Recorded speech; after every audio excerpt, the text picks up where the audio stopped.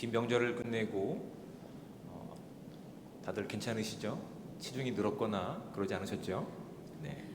또 열심히 또 체중 관리를 하시기 바랍니다.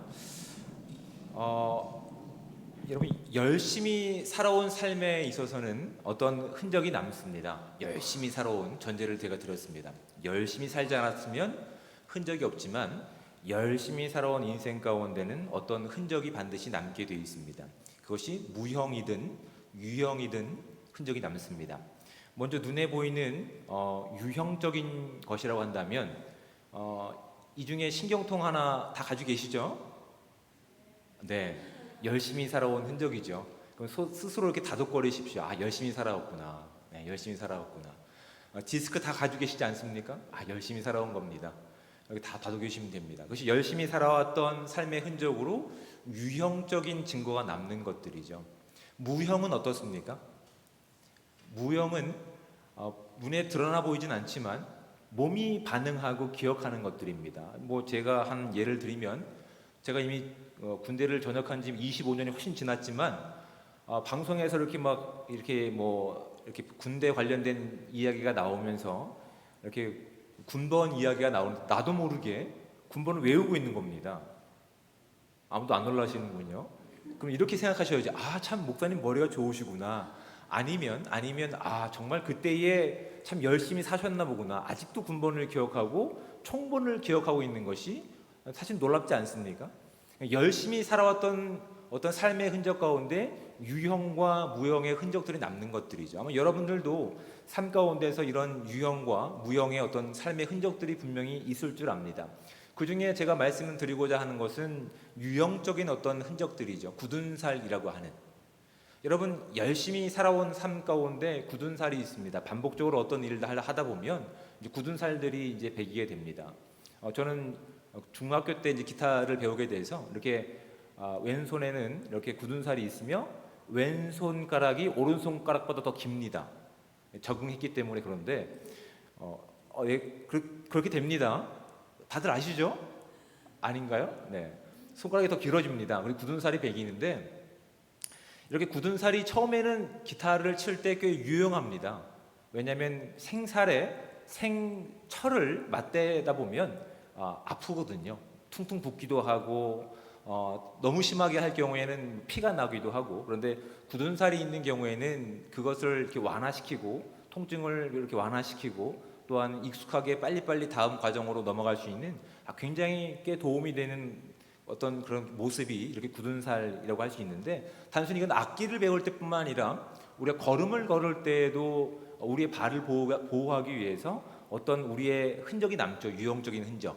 굳은 살이 또 이렇게 뒷 발꿈치라든지 엄지 발가락이라든지 이렇게 다 굳은 살이 있습니다. 근데 재미있는 것은 이 굳은 살이라고 하는 것이 처음에는 꽤 도움이 됩니다. 꽤 도움이 됩니다. 그런데 시간이 지나면서 이 굳은 살을 관리를 하지 않으면 어떻게 될까요? 뒷발꿈치에 굳은 살 아주 두껍게 생겨보신 적 있으십니까? 그걸 깎아내지 않으면 어느새 그 굳은 살이 갈라집니다. 정말로요. 네. 행군할 때, 행군 안 하셨군요. 행군할 때 보면 그렇게, 저는 행군을 많이 하는 부대에 있었는데 행군을 많이 하다 보면 자연스럽게 이 두꺼운 전투화 때문에 발바닥에 두꺼운 굳은 살이 배기는데 고참들이 그 자리에 앉아서 굳은 살을 다 칼로 잘라내고 있는 겁니다. 처음에는 저도 이유를 알 수 없었어요. 근데 행군을 계속 하다 보니까 그 두꺼워진 굳은 살이 처음에는 굉장히 딱딱하게 내 발을 보호해줄 것 같았지만 사실은 그 표면, 제일 끝에만 보호해주는 것이고 굳은 살 안쪽에 있는 새 살은 보호해주지 않고 있어요. 그래서 그 굳은 살을 갉아내거나 잘라내지 않는다면 그 굳은 살 안에 있는 연약한 살들이 터지고 또 골마서 물집이 생기든지 아니면 그 두꺼운 굳은 살을 반으로 쪼개서 흠집을 내거나 피를 내게 돼 있어요. 마치 저만 경험한 것처럼 그렇게 됩니다. 그래서 굳은 살을 잘 관리해야 비로소 안에 있는 연한 조직들을 보호할 수 있는 거예요. 근데 여러분 이러한 것들이 참 우리 생활 가운데 삶의 어떤 윤택하게 또 건강하게 지켜줄 수 있는 거지만 이런 것들을 관리하지 못한다면 안에 있는 새로운 조직들이 계속 생겨나고 그 새로운 조직들이 살아내는데 방해가 되는 것들이 굳은 살이라고 하는 것을 저는 제 어떤 삶을 통해서 확인하게 되고 경험하게 됐던 것들입니다. 그런데 이런 것들이 단순히 우리의 일상적인 삶에서만 적용되는 것이 아니라 우리의 영적인 신앙생활에도 그대로 적용된다는 사실을 우리가 말씀을 통해서 확인하게 됩니다. 여러분, 굳은 살이라고 하는 것도 열심히 살아온 삶의 흔적, 유형적 흔적이라고 제가 말씀드렸어요. 열심히 살아왔기 때문에 외형적으로 보이는 어떠한 흔적들이라고요. 우리의 신앙의 삶 가운데서 열심히 살아왔던 어떤 흔적들이 있을 겁니다. 그것이 유형이든 무형이든 간에 열심히 살아온 것입니다. 그것이 어떤 것이든지 거기에 보상과 자부심이 더 추가된다면 여러분, 그건 감당하지 못할 무서운 힘이 됩니다. 그렇죠? 열심히 살아왔는데 거기에 정당한 보상과 함께 자부심이 함께 포함되고 있다면 여러분, 그건 어마무시한 큰 힘이 되는 겁니다. 왜냐하면 그 시간을 살아왔던 과거의 시간은 계산도 하지 않고 마치 딱딱하게 굳어버린 굳은 살이 되어가지고 이제 막 연한 굳은 살 안에 있는 연한 조직들이 어떠한 발버둥을 치고 있으며 어떻게 살아내려고 하는지 관심도 두고 있지 않기 때문에 그렇다고요. 열심히 살아온 흔적까지는 좋은데 거기에 보상과 자부심이 더해지니까 우리의 신앙의 모습 가운데 오히려 이제 막 새롭게 피어나는, 이제 새롭게 생명을 싹 틔우고 있는 누군가에게 그것이 걸림돌이 되고 장애물이 되고, 또한 그것 때문에 오히려 새싹들이, 생명들이 오히려 그 안에서 피눈물을 흘린다는 사실이 오늘 본문 가운데 우리가 알아야 되는 아주 중요한 부분들입니다. 오늘 말씀은 이렇게 시작됩니다. 6장 1절 말씀 가운데 안식일로 시작됩니다. 안식일. 여러분, 안식일이 나쁜 것일까요?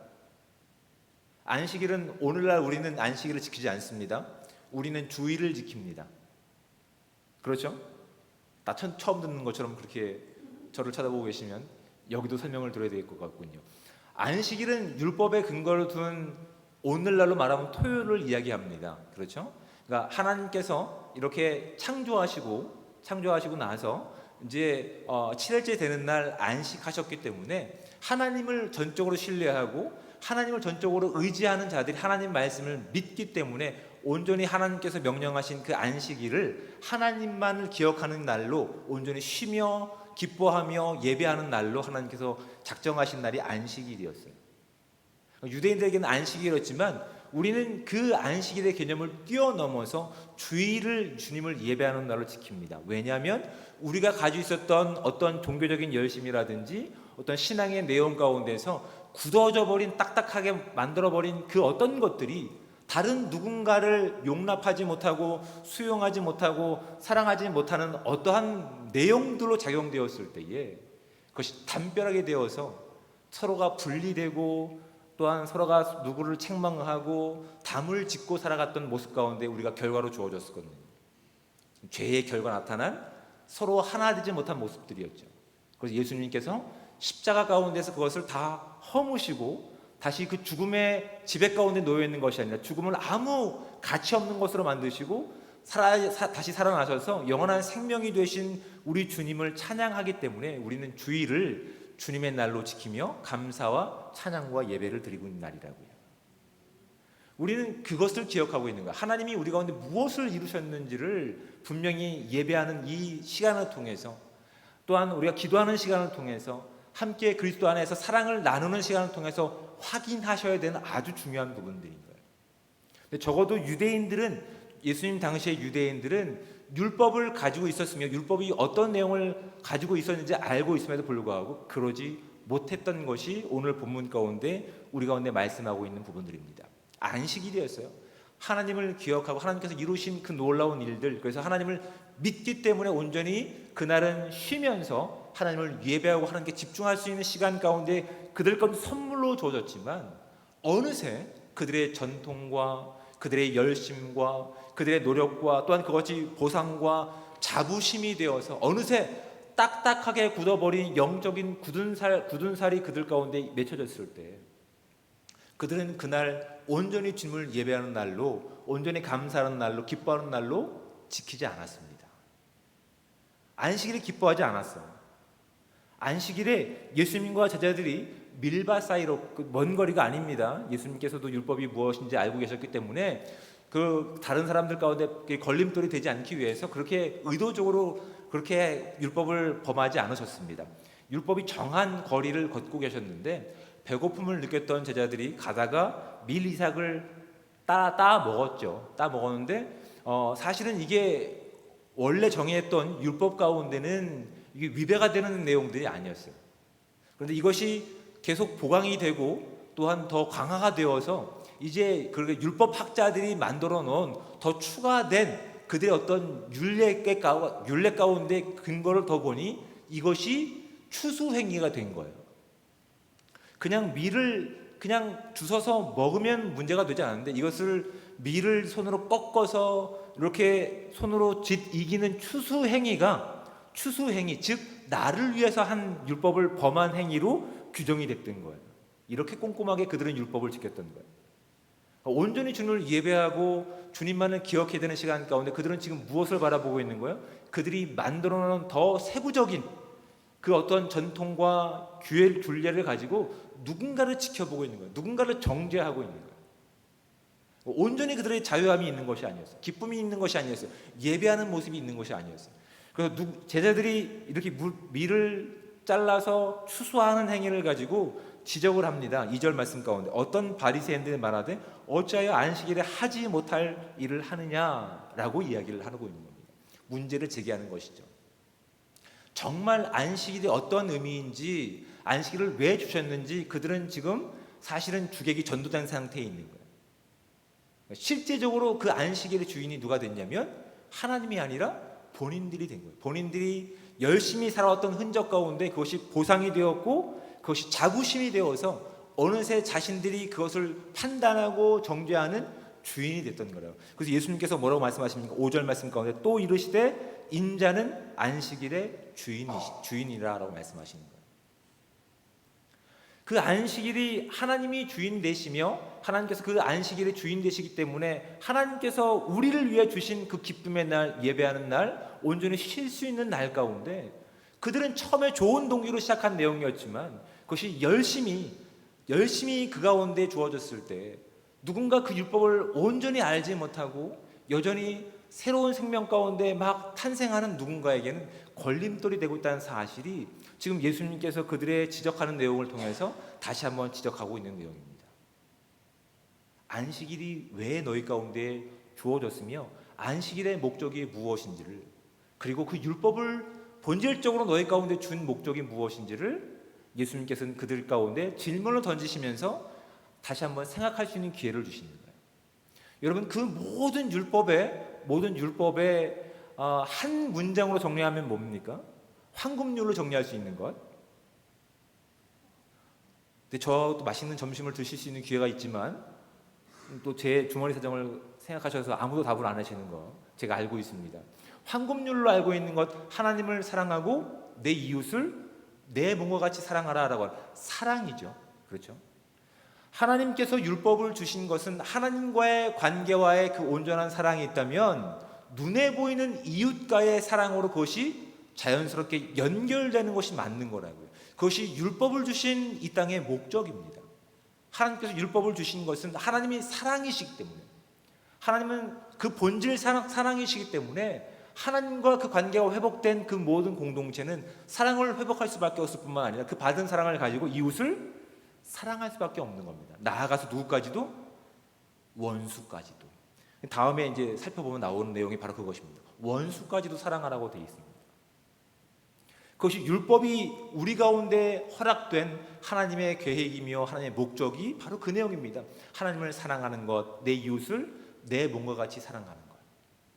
근데 어느새 안식일의 주인이 하나님이 아니라 본인들이 되었을 때에 안식일에 정말 중요하게 여겨야 되는 그 중요한 정신인 사랑과 하나님과의 관계가 지금 상실되었다는 사실을 알고 있는 겁니다. 그래서 6절 말씀 가운데 이어지는 말로 보시면 또 다른 안식일에 예수께서 회당에 들어가서 가르치실새 거기 오른손 많은 사람이 있는지라 서기관과 바리새인들이 예수를 고발할 증거를 찾으려 하여 안식일에 병을 고치시는가 엿보니라고 되어 있습니다.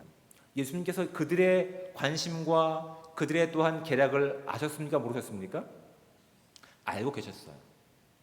하지만 예수님께서는 알고 계심에도 불구하고 그들의 영적으로 신앙적으로 굳어진 굳은 살들이 그들의 인생뿐만 아니라 다른 이 공동체가 파괴되고 상처받고 아파질 것을 아셨기 때문에 눈에 보이는 그 일을 통해서 오히려 그들을 자극하고 계십니다.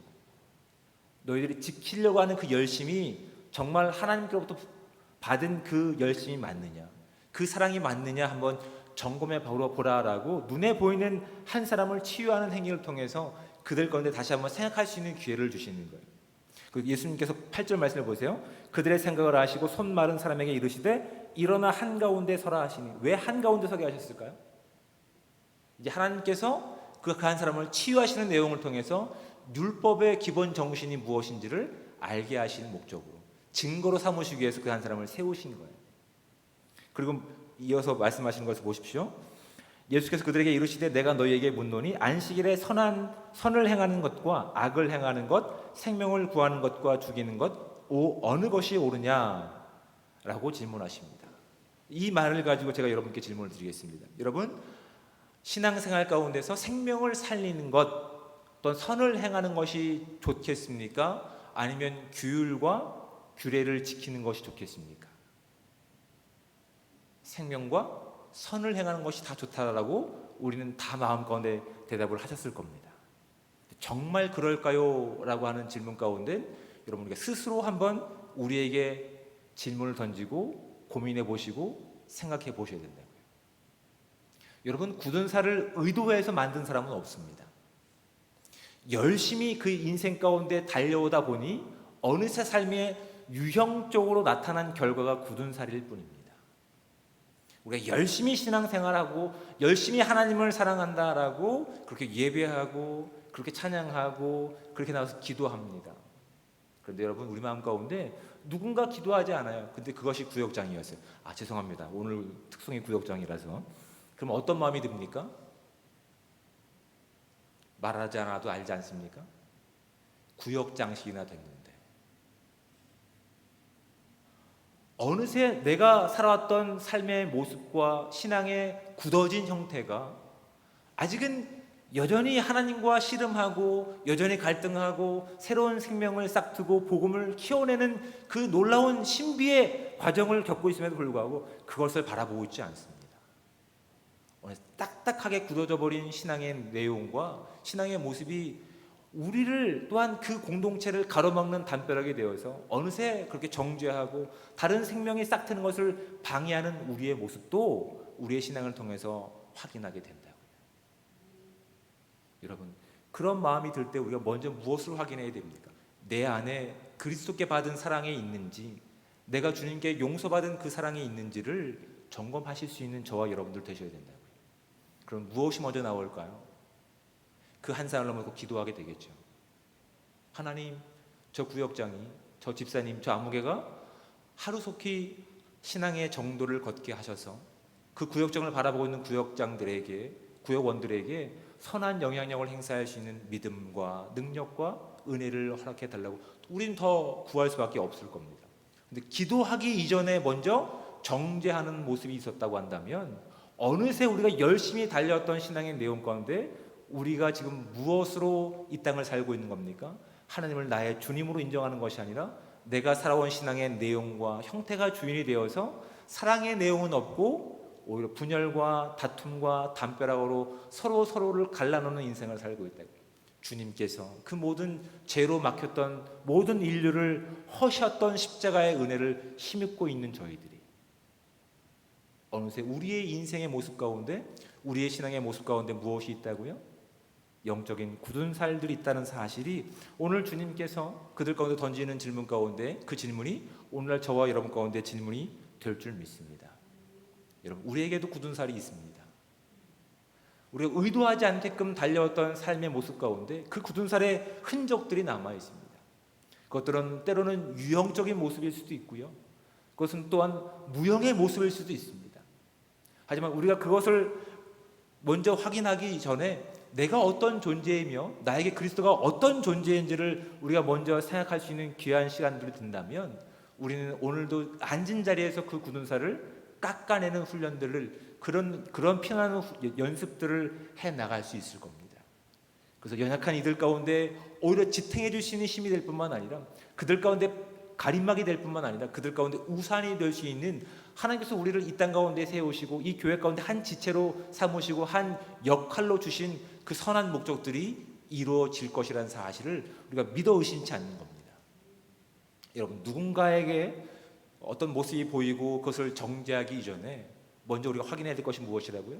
나는 주님께 어떤 은혜를 받았는지, 주님의 십자가는 우리 가운데 어떤 은혜를 허락하셨는지를 먼저 확인해 보셔야 된다고요. 하나님과의 관계가 분명하고 하나님께 주신 율법과 하나님께 주신 그 모든 말씀들이 무엇을 이야기하고 있는지 그것을 우리가 분명히 할 때 우리 안에 먼저 사랑이 이야기가 되고 있다면, 사랑이 먼저 증가가 되고 있다고 한다면 우리는 그것을 위해서 다른 사람을 더 열심히 섬기고 그 가운데 하나님의 영광을 드러낼 수 있는 복된 귀한 예배하는 공동체 교회가 될 수 있다는 사실이 오늘 말씀이 우리 가운데 분명히 말씀하고 있는 겁니다. 오늘 말씀을 가지고 우리의 삶과 우리의 신앙을 한번 점검해 보실 수 있는 저와 여러분들 되시기 바랍니다. 누군가 교회에 열심히 하나님께 열심히 나와 예배하려고 하는 그 열심들, 그 아름다운 모습들이 있는데 그것을 칭찬하고 격려하는 모습보다 그것이 눈에 거슬리는 우리의 모습들은 있지는 않았는지를 점검할 수 있는 이 귀한 시간 되기 바랍니다. 우리 삶 가운데 도려내야 되는, 정리해야 되는 영적인 굳은 살은 무엇인지를 점검할 수 있는 저와 여러분들 되시기 바랍니다. 그 선한 의도라고 하고 있지만 하나님의 주인 되심과 그 안에 담겨있는 사랑이 언급되지 않는다고 한다면 그 일을 통해서 누가 주목받고 누가 어떤 그런 결과와 어떤 혜택을 입을 건지를 한번 점검해 볼 수 있는 저와 여러분들 되시기 바랍니다. 그렇다면 우리의 행동은 명확해질 수밖에 없습니다.